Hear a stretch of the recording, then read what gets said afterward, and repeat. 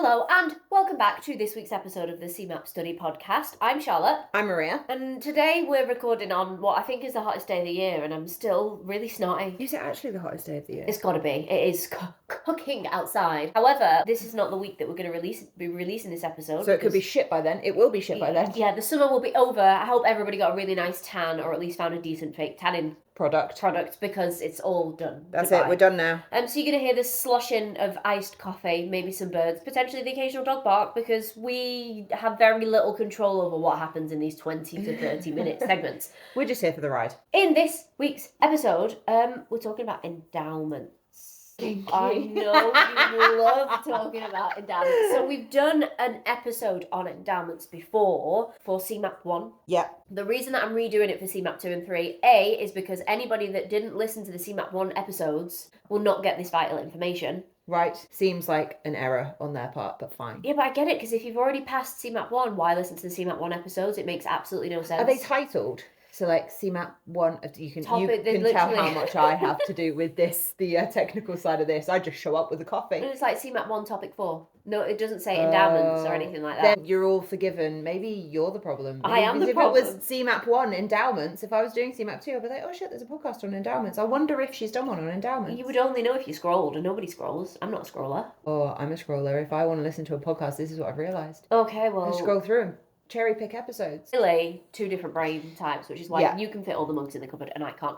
Okay. But in CeMAP 2 and 3, there is an entire chapter on endowments, which is the topic that we're on. I believe it's topic 21. That's where we're at today. Wow. However, endowments don't tend to come up as often in CeMAP 2 as they do in CeMAP 1, but are coming up in people's CeMAP 3 exams, which is wild. What? And I'm going to explain why I think it's wild that they have the audacity to ask you these kind of questions in a second. But Maria, if you wouldn't mind. Cue intro music.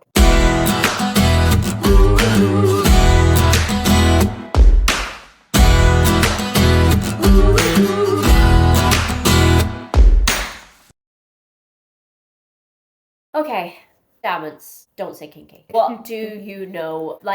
Talk to me. What do you know about endowments? Well, if you say that a man is well endowed, he's packing. Packing money. Yeah, there we go. Narrowly avoided that one. We don't...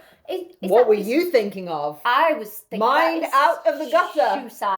But on a serious note, when we say somebody's well endowed... That is exactly where it comes from, I was not thinking shoes, but I was also not thinking money. Does it come from money? Yeah. Is that what it means? Yeah, I'm pretty sure. The two are interlinked. So if you're talking about a man is well endowed, I reckon way back when it was he's well endowed because he had assets, financial assets. Uh-huh. And obviously because we are the way we are, someone once at a dinner party somewhere in a Jane Austen novel went, oh, well, he's well endowed. Somebody else got the giggles and that was it then. It turned into a joke. And people would be like, oh, well, Mr. Darcy is very well endowed. Any money, that's where it's come from. But we don't use that phrase anymore, right? Yeah, we do. Do we? And are we still talking about money? So if I was at a dinner table and somebody said, have you met James? He's well endowed. No, so you wouldn't say he's well endowed to mean that he's financially sound. It would be a double entendre. Oh. It would absolutely... Like, if I came home and I was like, oh, so-and-so is well endowed, immediately you would not think he is fucking rolling in it. Well, now maybe I would. I don't know. This is why I'm maybe asking. We should... If anybody... Popular petition to change the meaning.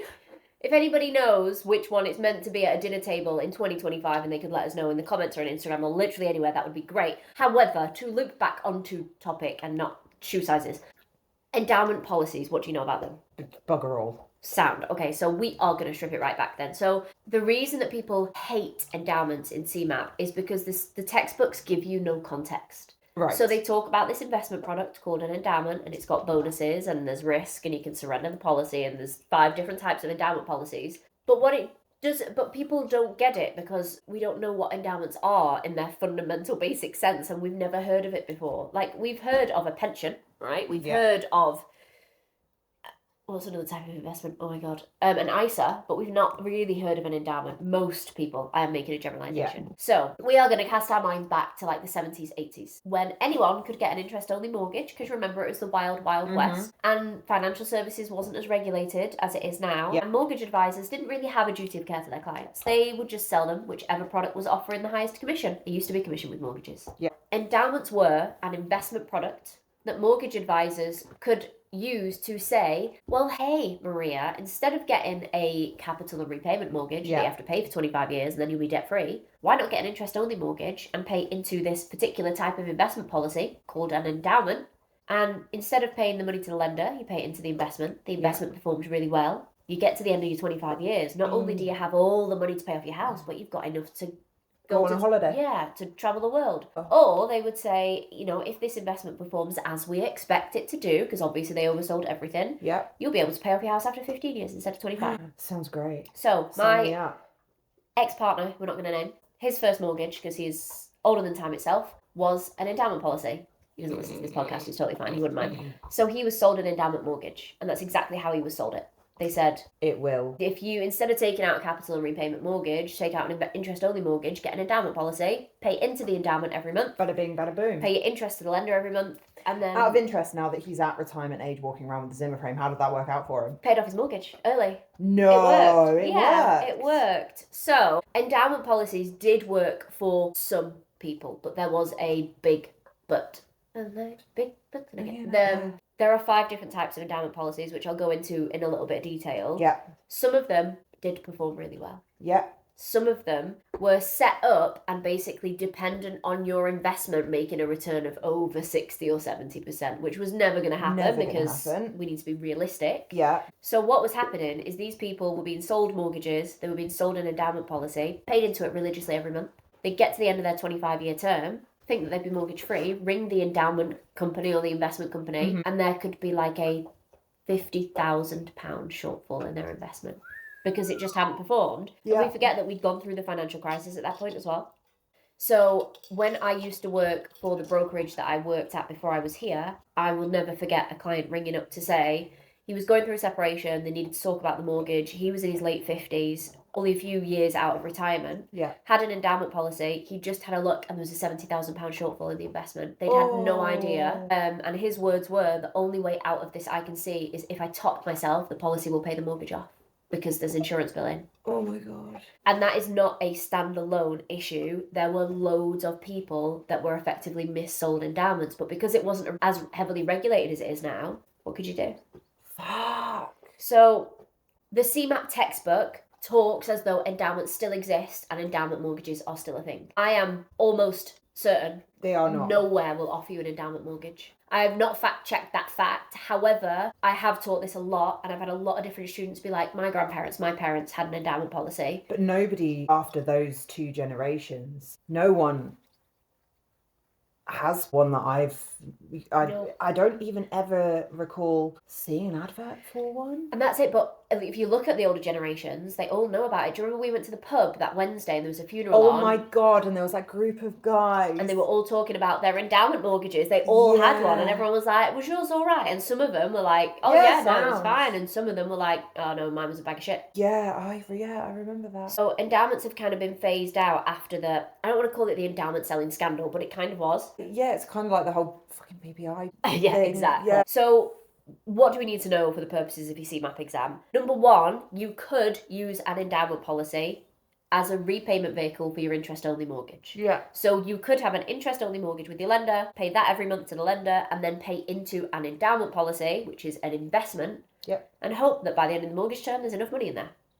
Kind of like a pension or an ISA mortgage. Sure. So you can get an interest-only mortgage and pay into your ISA and hope that it accumulates over the years and there's enough money in there. It's on you to make sure that investment is performing. It's not the lender's responsibility to make sure that's happening. So there's always, with interest-only mortgages, there's always more onus on the applicant, the client, the borrower. The problem lies in the fact that because there's 5 different types of endowment policies, they all performed slightly differently, and some of them did really well, some of them were very, very risky. So I'm going to come on to the 5 different types in a second, but key points that we need to know that I've not spoken about. 1, endowment policies have life insurance built in. Right. So if you say, let's say you're going to take out an endowment policy for your mortgage. How much is your mortgage, Maria? I know you don't have a mortgage, but just give me a figure. 75 grand. 100, where are you living for 175 grand? You could rent our shed for that.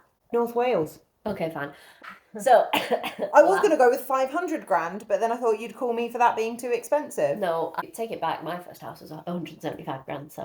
So £175,000 is what you're getting a mortgage for. You've rang a company that are going to sell you an endowment policy for 175 grand, and they've said, cool, we want you to pay £400 a month into this policy for 20 years, and at the end of it, we anticipate there'll be about 175 grand in there. Yeah. If at any point during that policy term you die, regardless of what is in that investment pot, it will settle your mortgage debt.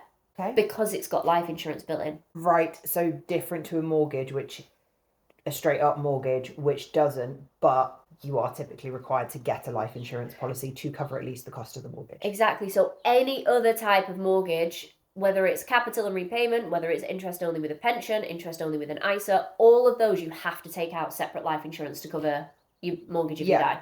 Endowment policies have it built in. Right. They call it something called, they have an endowment policy has variable term assurance built into it. So I'm going to break that down because that's a sentence nobody wants to hear. Yep. So if we imagine with your £175,000 investment, what we know about investments is that they go up and down dependent on the markets at the time. So if we imagine on year 10-1, you have £100,000 in there. Yep. In your investment pot, that's what you've made. Yep. There's still a £75,000 shortfall, which means if you died, your insurance policy would pay out £75,000. Yeah.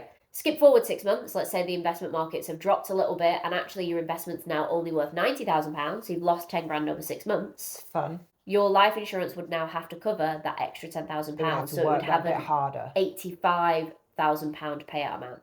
And that's what they mean by variable term, is that the life insurance element goes up or down to make sure that there is 100% of the pot in relation to the investment side of things. That makes sense? That does make sense. Because I'm doing a lot of hand gestures, and I appreciate people listening to this can't see the hand gestures. So can you summarise that in a better way? No, I don't think so. I think you've, variable term. Yeah. So the amount that the assurance is covering will vary because the investment is also varies.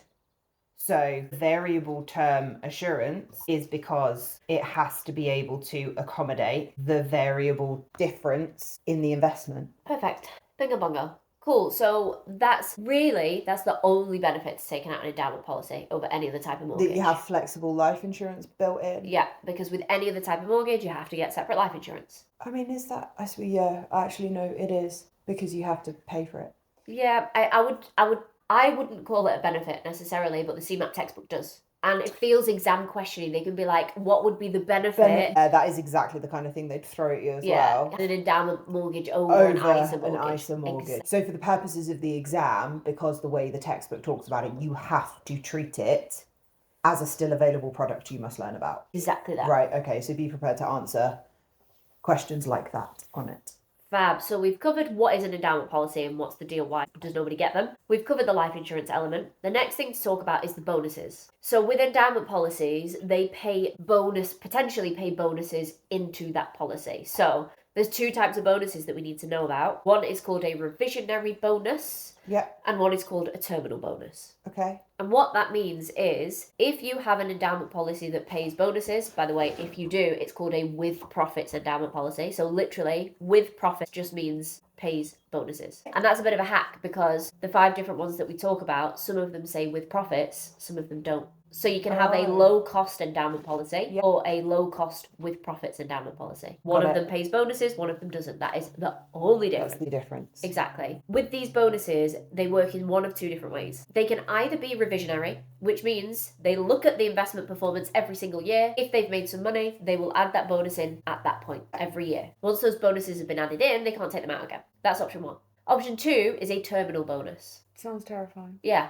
So we're going to think terminal illness means either at the end or death. That's the hack for that. A terminal bonus is paid at the end of the policy. Right. When you get to the end of an endowment policy, they call it the policy matures. And that's just the end. So you'll see the phrase, it says pays out on maturity or at death. Oh, okay. Whichever happens first. Whichever comes first. Yeah. Right.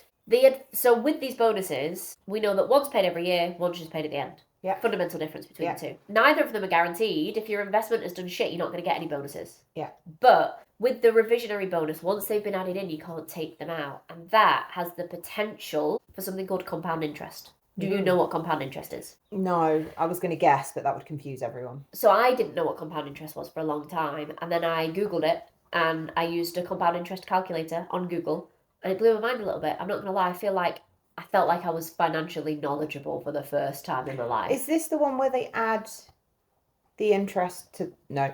Do you know what? No, just explain it to me because I'm already confused in my own brain hole. Okay, so if you've never heard of compound interest before, the best, usually I just show you a calculator, but that doesn't help for our listeners at home. I want you to take £1,000, put it in a bank account.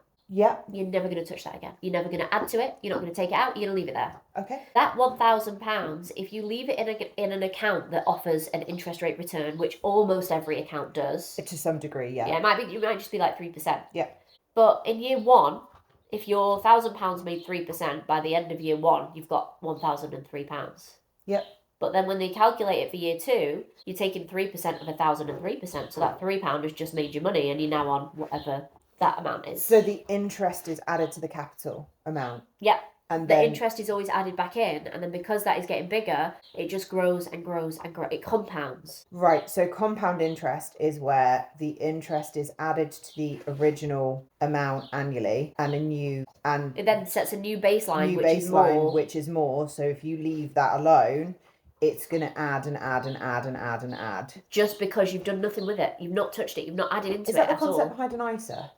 Are they compound interest? Yeah, so ISAs will compound interest as well. To be fair, any bank account that you have, most of them, like some current accounts don't have an interest rate, but any savings account will give you an interest rate return. Yeah. And that's the concept, is if you leave it in there long enough, it's gonna grow bigger. Yeah. So with junior ISAs, the reason that junior ISAs generally tend to perform pretty well is because you are locking that money away for 18 years. And that's going to grow every year, year on year on year on year. And your pot gets bigger, and then you've got a bigger pot to initially work off. You get more and more for your money every year, basically. Got it. That's what compound interest is. If we loop that back round then to revisionary bonuses, because you're adding the bonus in every year, you're almost benefiting from that compound interest effect. Because you've added your bonus in year one, then they're going to have a look at the bonuses on that year one plus bonus and add the bonus in year two. Yeah. Then they're looking at 2 years worth of payments and bonuses. And so on and so forth. Yeah. The disadvantage with a revisionary bonus is if you're on year 24 of your 25-year endowment policy and the investment markets collapse, you've lost everything. I mean, it's the same with any element of investment. Yeah, risk. But that's the idea. Whereas a terminal bonus, you don't get that compound interest element because they are going to look over the last 25 years and go, okay, how much bonus do we want to add at this point? So it's a reflection on the entire performance of the investment. And that's bonuses. And then as a last thing, because remember, this is not a comprehensive study guide, I'll go through quickly the different types of endowment policies. I would absolutely recommend everybody revisits this. Your head will fall off with it. The good news is in the free version of my e-learning platform, both for CeMAP 1 and for CeMAP 2 and 3, I have given a PDF handout which is like 2 sentences that explains the difference between every type of endowment policy. You're so good. I know, and I actually should have opened that up on my laptop when we're recording this for reference, because now I'm going to have to remember them off the top of my head, and I'm not sure how well that's going to go. But we will see how I do. So, the first one, we have something called a non-profit endowment. Yep. Does this pay bonuses, Maria? No, I'm not going to cheat and read. I don't know. Does it say with profits in the title? No, it says non-profit. Cool. So it doesn't pay bonuses. Okay. This was a rubbish one on the basis that it would just pay off exactly what you agreed for it to pay off at the start of the policy. So you don't actually benefit from any investment performance with this one. If you say my mortgage is £175,000, they'll go, cool, after 25 years there will be £175,000 in that bank account. You might as well have just got a capital repayment mortgage. Got it. So we don't see that one. Next on our list, we have something called a full with profits policy. Maria does this one. Yes, because it says with profit. Fab. So this one's going to pay either revisionary or terminal bonuses. I don't know if they can pay both, potentially. But it pays bonuses, which means you benefit from investment performance. This one actually was the best one. So I think this is the one that my ex-partner had, because it paid off his mortgage early. The problem was it was an expensive option, and mortgage advisors did not want to sell expensive things to their clients because that didn't make them money. So responsible mortgage advisors should have sold full with profits endowments. But many did not on account of them being expensive. Being shisty bastards. Sorry, the policies were expensive. Policies were expensive, there we go. Then we have something called a low cost with profit endowment. Yeah. Did this one pay bonuses? Yes. Why? With profit. Amazing. So this is the one that the majority of people that were missold endowment policies, this is the one that they were sold. Right. And basically what they would do is they would say, okay, You need £175,000 to pay off your mortgage. Yes. We are gonna aim for you to put in about 50% of that figure. Okay. 40 to 50% of that figure. Seems fair. We want you to pay that into your endowment. Yep. And we're sure it'll make 60 to 50% at the end of it. Sounds unreliable, but fine. Yeah, and that's exactly what happened. That's the problem. People had, 40, 50% shortfalls in their endowment policy because the investment performance was not as sold or as expected. Yeah. So low cost with profits does not guarantee to pay off the mortgage, and the way that they work it is they would put the payout amount at around 50% of your mortgage balance and just hope. Pray, and all we're going to pray. Wow. And then the last two, that really, this is generally when people's heads fall off, so I'm going to keep it snappy. We have a unit-linked endowment policy and a unitised with profits endowment policy. Yeah. Units. We've spoken about units before. I'm not going to do the full recap. If you've missed the episode on when I talk about units, I'd love to tell you which episode it was, but I can't. I would go back to that. But the basic principle with the unit is you can invest in Apple. Fine. No problem. You know what Apple are doing. You could take that Apple money and invest it in a unit instead. And the risk with this is you don't actually know what's in that unit. It's like a storage unit, like storage hunters. Ooh. You don't know what's going on in there. So the risk is higher because there's going to be loads of different investments in that one unit that you purchase. Because there's higher risk, there's potentially higher reward. Yeah. So Apple is the sure thing. Yeah. The unit is the risk because is it a diverse investment product? Yep, it's a diverse investment product. So unit investments, anything that says units, it's higher risk, which generally means higher reward. Yeah. So a unit-linked endowment policy is just an endowment policy that invests in units. Does it pay bonuses, a unit-linked endowment policy? It doesn't say with profit, so I'd assume not. Correct, it does not. Ooh! And that is the difference between that and our last one, which is a unitised with profits endowment policy. With profits. Pays bonuses. That's literally the difference between those two, and everybody's heads falls off with that. I mean, in fairness, they don't make it easy on account of there being so many fucking words in the titles. Yeah, but once you distill it down, it's not that bad. It's one of those where if you get a question like that in the exam, just do a little. You get your notepad. So just put a note with profits equals pays bonuses, and then units, storage wars. Yep. But think of these things, and just focus on each word. Exactly. With CeMAP 2, if you get one endowment question in CeMAP 2, you've probably been unlucky. However, with CeMAP 3, a couple of students have fed back recently that they're getting case studies on people with endowment mortgages. No way. Which I think is kind of unfair considering we don't offer them anymore. But the key with the case studies is to not panic. And what people do is they read a case study and they go, oh my God, this person's got an endowment mortgage, and they just shut the fuck down. Yeah. And that's it. They can't answer the other questions because they've shut down because they've seen the word endowment and they know that endowments is not a strong point for them. Yeah. That is a very common thing to do. So what I will say for CeMAP 3 again is to read the question first. Forget about the case study. If you can be brave enough to go, actually, let me read the question and then see if I need any information from the case study. Because a lot of the questions are still going to be like they were in CeMAP 2. Exactly. It's a knowledge. It's there may be a few in there that are relatable to the scenario, like, what advice would you give Jill with respect to this particular aspect? But other than that, it could still be a really generalized question. In fact, you will get generalized questions in the CeMAP 3 exam. Definitely. It will still be just a generalized multiple choice question. It may not even be in relation to Jill and her endowment mortgage. It will just be, she's got... What was the one that you had? Wasn't it like an older couple had a grandchild that lived with them or something? And it looped it all the way back to who needed to sign a remortgage agreement or something. Oh yeah, the consent to mortgage form. Yeah. So you're going to get all kinds of random shit coming up. You really will. So if you can remember to read the question first and then ask yourself, do I need the case study to answer this question? You'll be surprised at how many times that answer is no. I reckon it's about at least 50% of the time. That's crazy, isn't it? And that's my top tip for this week, and also that is absolutely all we have time for this week. So if you've tuned in and you found this helpful, I'm really glad. Thank you so much for being here. Please get in touch to say that you've listened to the podcast and you loved it, because that makes our day. It puts a sprinkle in our step. Also, if you guys are listening to this on any platform like Spotify or Audible, there's a little subscribe. I think it's like a little bell button. It means a lot if you guys can press that, because the data that we then have that we can feed back means that we can keep doing more stuff like this. Woohoo! And hopefully maybe one day, get paid for it. That would be really great. But go and check out all the free resources. If you're studying for your CeMAP exam and you're finding it really hard, then you're not on your own. I've got a WhatsApp community that you can join for free. It's got like 500 other students in there that are all also studying for the CeMAP. That's a really good place to be. I've got over 12 hours worth of, actually probably like 15 hours worth of free material now in the e-learning platform. If you don't know where to find it, just go to futureinfinance.co.uk. There is literally a button on the homepage that's like, check out 12 hours for free. Click that link. You don't have to buy it. There is a free trial button and it will give you access, no time restrictions on it, loads of free good stuff. Just get help because it's really hard and you're not doing this on your own and it can feel really lonely sometimes, because I remember I was well lonely. Yeah. And that's if it. You'd existed when you were doing it. Yeah, what, an alternate universe parallel thing? That Oh, would have it'd be been weird, wouldn't it? Thank you so much for being here. Thank you for listening. I hope we've still got this nice weather. And Maria. Cue outro music.